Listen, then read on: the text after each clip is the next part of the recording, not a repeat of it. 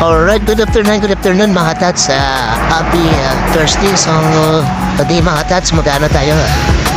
Ay, kapag mo tayo kay kabati natin.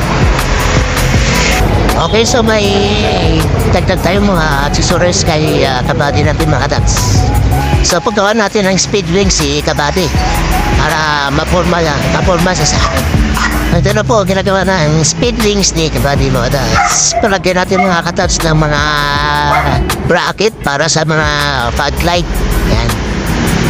So dito ilalagay yung speed wings mga katats. Ito ka, Atasyo. Speed wings. Tapos, bracket dito para sa ilaw.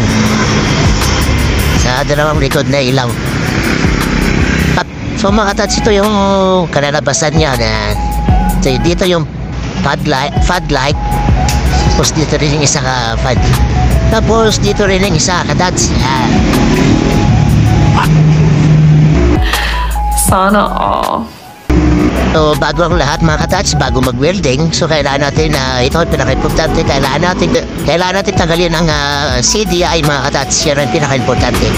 Tapos dito mga ka-touch, aduan natin siya ng so pinto natin, lagyan natin ng hydraulic na open close para doon na lang tayo mag-open sa close. Yan na, nalagyan natin si speed wings.